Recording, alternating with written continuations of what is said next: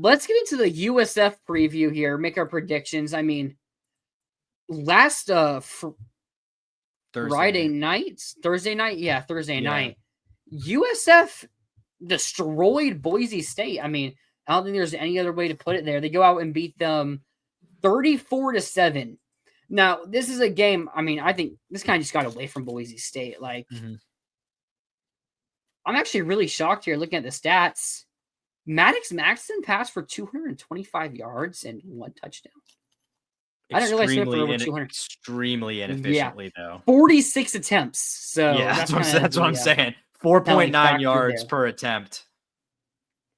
Boise State, this you talked about Gaines earlier. 9 carries, 44 yards. So, I mean, some success there. They decided to get away from it because they had to pass to try to come back in this game. But, no, USF, the game really flipped when they went for that fake punt where they trotted out the backup QB there in the punt formation and surprised everyone. I don't think anybody saw that coming there. Sick. So It was sick. Lachlan Houellette with the 45-yard touchdown pass. So, I mean, shout out to him. But, I mean, so they had 255 pass yards and then just over 110 rushing yards. Like, they didn't put on some electric offensive performance. I feel like Boise State kind of handed them this game. That's kind of how I feel like that went. Yeah, I mean, I felt like they did a pretty good job defensively, especially shutting down Boise. I don't think for how big of a blowout it was, I don't think like Byron Brown and the offense looked spectacular in this game. It was kind of just ho-hum. Not bad, but it just didn't like overtly blow me away. By the way, real quick, just on that fake punt thing, every special teams coach in America is like assigning someone in the booth to like spot who's out at punter this week, right? Like that's 100% every special teams coach in America. That was brilliant. We're re-signing Couch right now. Yeah. No, I mean, I mean, I think like it was weird for as dominant as they it wasn't like there weren't a lot of things I saw from USF that I'm like, oh, that's actually kind of a scary matchup. They just played well, I thought, across the board. Yeah, they played well across the board. I mean, dominating Boise. I picked Boise in this game. I was really close to putting money on Boise, but luckily I didn't put any money on anybody this week because, I felt like, week one. Yeah. It's like week one's the time where, everyone's trying to figure things out and sportsbooks can be off about things. And I thought they were about a lot of games, which they weren't off on. So, maybe they know something more than I do. Who would have thought? But, yeah, I thought Boise was going to be the better team. I really liked Maddox Madsen. I thought he was a good quarterback, but maybe this USF defense is that great, but he just wasn't good at all. I mean, we mentioned it, 46 pass attempts for 225 yards. I mean, yeah. Lagway basically throws for like 600 yards every 45 pass attempts, not including this last game, I guess. Yeah, Maddox Madsen, it's kind of weird because I was high on Boise. Like they were my preseason playoff team. And I actually thought they would still be pretty good, even without Ashton Genty, especially because I thought like Sire Gaines, the other running back who had a very nice season too last year, as much as you can get carries in an Ashton Genty backfield. But I didn't really believe in Maddox Madsen. I thought he looked kind of overmatched in those playoff game or in the playoff game. But like, yeah, he's not it. I don't really think he's it. And if you're not going to get the production from Ashton Genty and you can't manufacture that from elsewhere, I mean, it's already kind of game over for the playoffs for Boise because like they'd have to win out, which includes beating Notre Dame, which I don't think that's going to happen. No. I mean, I was just looking to check what Malachi Nelson's stats were for UTEP and like, hey, maybe he would get better. No, he went 22 of 34 for 178 yards, 1 touchdown. It was a bad day to be a former 5-star who's transferred last year. I mean, or bad this week. I mean, you see Jaden Rashada's stats.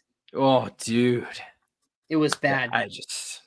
That was tough. Like at least these guys 11 of 27, right? 11 of 27, I think. Yeah. Yeah. Like at least UTEP was facing Utah State has Bronco Mendenhall and it's like respectable. Like, I mean, Jaden Rashad is facing some FCS school. Like, yeah, just is not good. But getting back here to USF, I mean, I thought their defensive front was really impressive against Boise State, but how much of that is Boise State offensive line just not being that great? Yeah, I think Boise brought a decent amount back from their offensive line last year. Granted, I don't know if it was great 4 or 5 last year. starters. Yeah, but maybe it wasn't great last year. I mean, Ashton Genty he is that good. So, Is a top 5 draft pick that good? Yeah. Wait, did he go number 6? Was it 4 or 6? 6 sounds right, but I'm not positive. Sorry. Yeah, he went 6. That's not good. Only top 5 is good. But no, I mean, Ashton Genty was obviously, maybe this showed why he should have been the Heisman winner last year. I mean, hey, Travis Hunter is our guy at Jacksonville, so I'm not gonna trash him at all. But maybe that shows why Ashton Genty was like the true most valuable player to his team. But no, USF was obviously impressive. I mean, you don't win 34-7 over a team that returned a lot from a playoff squad. And they just dominated them. So I guess we'll get a bit into our predictions here, though. Actually, one last shout out. Chris Marshall for Boise State, former 5-star receiver that went to A&M. And then he had to go JUCO. I guess like behavioral issues or something like that was the reason. And hey, he had a touchdown catch.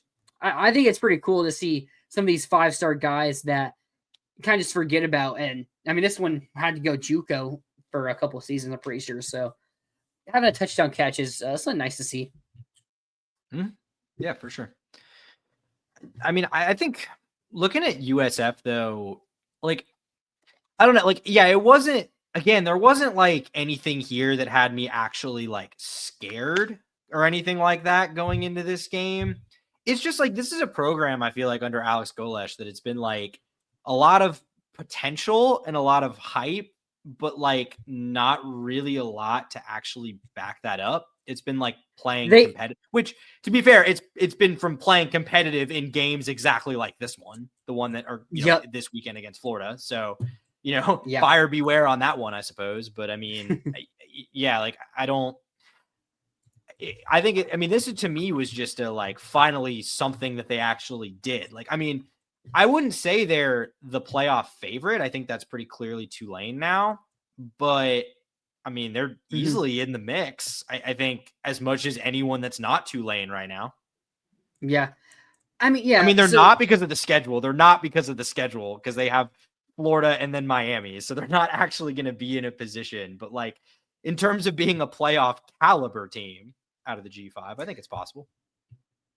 Yeah, I mean, USF has been getting a lot of hype since that first Bama game. They lost 17-3, and Brian Brown with his mobility and, being fun. But you go back to 2023, they went 6-6, although they shut out Syracuse in their bowl game, so 7-6. Last season, they also went 7-6 with they had a shootout 5 overtime win over San Jose State last year in their bowl game, so 7-6. And now this year, they open off with a great win, so maybe this is the year they finally break through. But there's been a lot of hype around the USF, but they've just gone 6-6 each of those years. So it's like, are they that good? Do they just come up in these big games? But a stat I have here, in the Alex Golesh tenure, USF is 132nd in passing. Okay, that happened for back-to-back weeks. I'm slapping my table. That's happened twice in 2 weeks now. I don't know if this has ever happened before, but now it's happened twice in 2 weeks. What is it? Did your webcam knock off? What happened? I was slapping my table. I'm getting excited about this and everything. And you pulled a Brian Kelly. You Brian Kelly too hard, bro. I Brian Kelly too hard. Oh no, I hate being compared to Brian Kelly. Don't get me up on a watchtower, but yeah. But yeah, I think what was that? They're 132nd in passing offense in the Alex Golesh era. For a guy who has been really hyped about his offenses, that's not good. Yeah, especially weird for a guy who comes from like the early Heupel Tennessee tree, because like Tennessee's offense has kind of shifted to not being as pass heavy the last couple of years. But like when Alex Golesh was there, it absolutely was. He was there for the Hendon Hooker year. So yeah, it hasn't really translated. And it's like kind of the same with Byron Brown. Like I feel like there's been a lot of hype around him. He was really good in 23. Kind of took a step back, had injuries last year, so not entirely his fault. But like we're kind of still waiting on him to manifest. And like, we still are. He wasn't like, he was good in this game. He wasn't like the reason USF won this game either, though. You know, you're silent right now. But yeah, my mic while I was fixing things. But yeah, I mean, he had a good game, but it's not like he was the reason they won. And I feel like the reason they dominated Boise State in the trenches, that's why they won this game. Mm-hmm. Do I think they can replicate that? If our offensive line looks the way it did against LIU, maybe not dominate us, but maybe that can keep them in it. But I don't think that's going to happen. I think we're going to be able to shut down Bynum Brown. I mean, I think our defense is going to be really good. I mean, George Gums and Jaden Woods. I don't think LJ McCray is going to play, although that's not confirmed yet. But I think we have the athleticism on the outside from our edge setters and edge rushers to keep him contained. And Miles Graham had a surprisingly low PFF grade in that LIU game. It felt like he was all over the field. Yeah, I agree. Mm-hmm. So, I mean, I think he's fantastic. And, I don't know if Pup Howard's going to play. He didn't play in this game. He didn't play last week, but I don't know if he's going to play in this one. It's nothing serious. Like, they're resting a bunch of these guys just because to be cautious and everything. So I don't know if they determine that they need to come back this week or next week against LSU. But I think we're going to have this people and the players to contain him. And Ron Roberts' system is probably going to be built to contain him. And I don't know if they have the star power at receiver to go out and make exciting plays. I mean, who are their receivers here? I mean, Cartavius Norton. I don't think that scares me. He scares me. Chaz Nimrod and Keyshawn Singleton were their main pass catchers in week 1. They were both had 90+ yards. Yeah, Chaz Nimrod had a good game. Tennessee transfer, so I mean, maybe, but yeah, Keyshawn Singleton. Is he a transfer? No, he's a recruit. I don't know why that name. I think it was Caleb Singleton. It was a DB. I think it was like a high 3-star DB. That's why I'm thinking of that name. But yeah, no, I don't think anything on this offense legitimately scares me unless we just can't have. I mean, I guess we can't stop Bynum Brown from running, which I don't think is going to be too much of a problem. And something I just realized as well, maybe this isn't true, but Gaston Moore, former Tennessee QB, who came into the Alabama game last year when Nico got hurt, is he not the backup, or was Lachlan Hewitt just an unknown, so they put him out the... I'm assuming they put Hewitt out there because he's unknown. Yeah, you would think. Yeah, I mean, I don't... That's a good question, actually. I don't know, but that's kind of what I would assume is what happened. Yeah, I mean, that's what I'm going to assume there, too, although, I mean, Gaston Moore ain't that great. No shade. Yeah. I mean, I think, like, Florida kind of earlier in the Billy Napier tenure had a lot of troubles with running quarterbacks. Not so much last year. And American teams. Yeah, and American teams. Charlotte, USF year 1. Yeah. Not so much last year, though, with the running quarterback. I mean, Cam Ward did Cam Ward things, but, I mean, it's Cam Ward. I don't think Byron Brown is Cam Ward. I mean, I just am intrigued in this game in the sense that, like, this is a guy who has some ability that can hurt you. And I think if Florida's defense is the real deal, which it looked like it was on Saturday, I think they will take that away. And if that happens, I don't think this will be a particularly competitive game. But maybe last week was not quite what we're going to see on a week in and week out basis from this defense. And if he breaks a couple runs, maybe they can score enough to make this at least interesting for a while. That's kind of the main thing I want to see defensively on Saturday.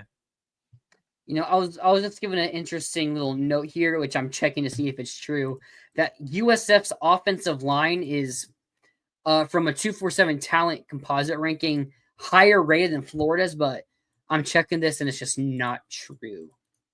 I mean, they have a couple Florida State transfers that were ranked in the 600 and 700s, but I mean, they have one 4-star who actually transferred from Stanford, who played at Jesuit, and Connor McLaughlin. So, I mean, they have a 4-star and 2 mid 3-stars, and then 2 guys who originally committed to USF. So, not true technically, but they have some decent talent on their offensive line.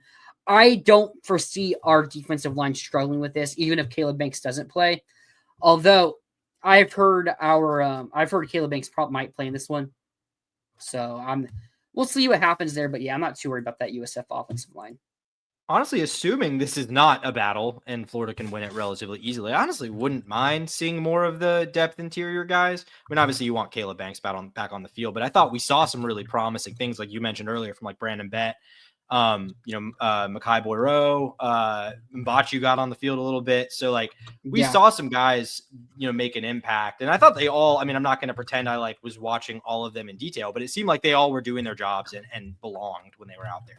So I wouldn't mind seeing some more of that, but obviously it depends on how competitive of a game this is actually going to be. Yeah, I'm not sure if it's really going to be a factor out here, but I think the story of this game will just be, is Florida's offensive line really as bad as it was last week?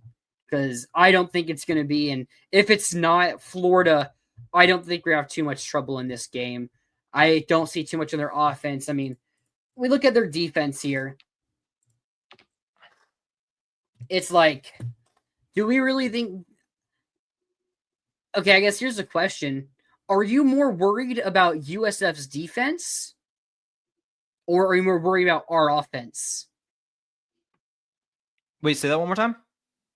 Are you more worried about USF's defense stopping us? Or are you more worried about our offense just being bad? Or, our offense just not doing enough to doing anything?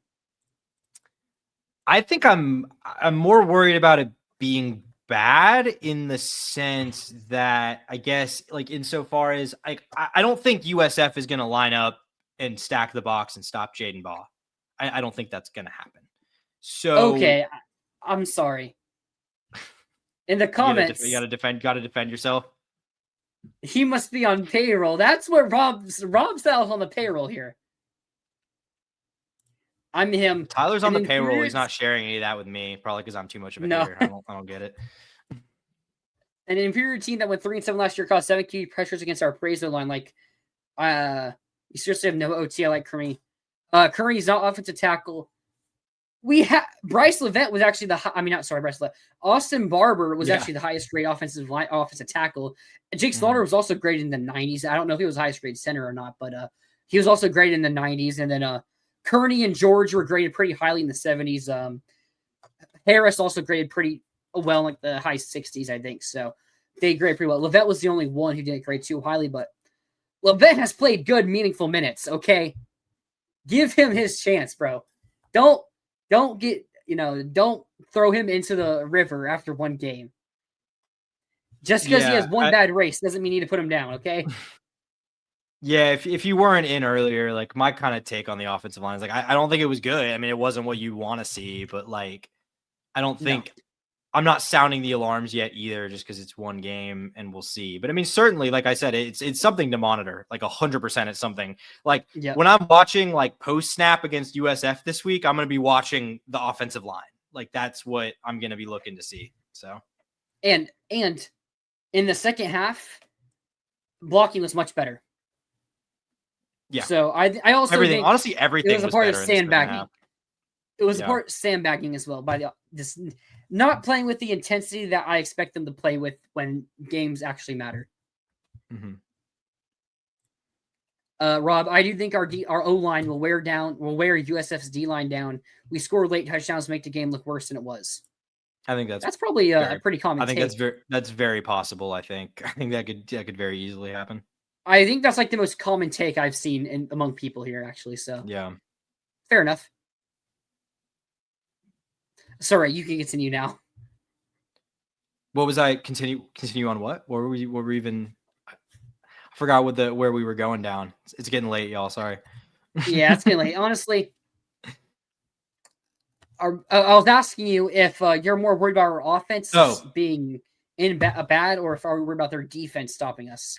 Yeah, I mean, I guess I don't think Florida's just going to get out physical up front on offense in this game. So I think worst case they can just run the ball 45 times and probably be fine. No, Bryce, I think Yeah, I mean, it was mostly pass pro though that the concerns were the concern downs. I don't think he graded out particularly well in run blocking either, but I think pass pro was like the bigger problem. Yeah, I mean, I just think like if we still feel like the next time we come on and talk about this that there's potential issues with the offense, I think it will just be because the offense was kind of bland again, and maybe Lagway had another game where he was a little rusty, missed a couple things. Like, I think that's way more likely than like USF comes in and just outplays. Like, I don't think that's gonna happen. You know what I mean? Yeah, that's fair. I mean, yeah, we can just run the ball this entire game and probably win. I Yeah. mean, I guess we can start getting into our picks here. It's getting pretty late. So I was talking about it earlier. I don't think we struggle much in this game. I think we open it up a little bit more than a little more. I don't think we're fully opening up the offense here, but I think we're going to open it up a little bit more than what we saw week one to where it's enough. Lagway is going to be a bit more comfortable. We saw it at the end of the LIU game. I'm hoping he's getting a bit more drives in during practice than we was getting beforehand. He looked really healthy. I didn't really see any noticeable issues with him during the game outside of just some rust issues. So I think he's going to be healthy. I think we're able to come out hot. Maybe the first quarter there is like we have maybe like a bad, maybe there's something in the first quarter that gives some hope for USF, but I think we shut that down. I think we're going to be up 2 or 3 scores at halftime, and then I think we're going to win this game like 41 to like 17. No, 41 to 14. Okay. I'm a little less bullish, but I'm pretty much right there with you. Like I think this game will be one where like I don't think there's really going to be any point in this game where like us as Florida fans are actually worried about losing it. I think it wouldn't surprise me if USF managed to kind of keep it within arm's range or like arm's reach for at least a decent amount of the game. Obviously, I think Florida pulls away. The number that was in my mind was something more like 31 to 14. That's kind of where closer to where I'm at. And maybe I'm just being too overreactive with the offense, but I just think we're going to see a very similar game plan. I mean, Florida could have scored 80 points against Long Island. Yeah. I mean, if they had scored a touchdown 64 on all those field goal drives. Yeah. So yeah. If they just made the kicks, it would have been 64. If those kicks were touchdowns, it could have been a lot more. So, I mean, Florida had opportunities to score on every play that they didn't, or every drive, that they didn't take advantage of, really. So at times, I mean, I kind of expect something similar here. Maybe it's kind of tight in the first quarter because that seems to be USF's MO in these games. But yeah, I don't really see it being a game that it's like we're midway through the third quarter and we're like, could we actually lose this game? I don't think that's going to happen. No, I don't see this being a losable game at all. It's going to be the one home game I actually don't attend this year. We'll actually have a post-game show for that one. Now, how long is it going to be? Maybe not too long, but yeah, I think we win this game pretty handedly, and I think it's going to create some nice buzz because it's probably a top 10 game this week. Now, that shows how exciting this week is, but USF had a really fun week last weekend. You got to give them credit for what they did to Boise State, but we still both think this team is just too talented and too much going on for us to really even have a struggle against USF. Yeah, this one's just interesting to me because it's a pretty tight spread for a top 15 team playing at home against a G5 team. Even given what the G5 team did, like 17 points? I don't know. 17.5 points. Like, what would you think the spread should be? I mean, honestly, like I have them covering. So I think that's like maybe even too high. But like, I'm not even saying I disagree. It's just bizarre to see. You don't really ever see like the number 13 team in the country, like not be favored by, at least like 20 points in games like this. I don't know. And I think it's them showing a bit more respect to USF. I mean, I'm sure. I mean, USF again was 33rd in the AP voting, which is kind of crazy, honestly. Like, yeah. They really like putting that much value in Boise. I don't know. They might just not be that good. Yeah. Games are so frustrating. This might not. Yeah, I was about to put that up here. Guarantee Billy will make this game so frustrating, and Tyler will ask for a raise to spread more positive propaganda. I'll actually get that raise and buy more 3-star offensive linemen. There you go.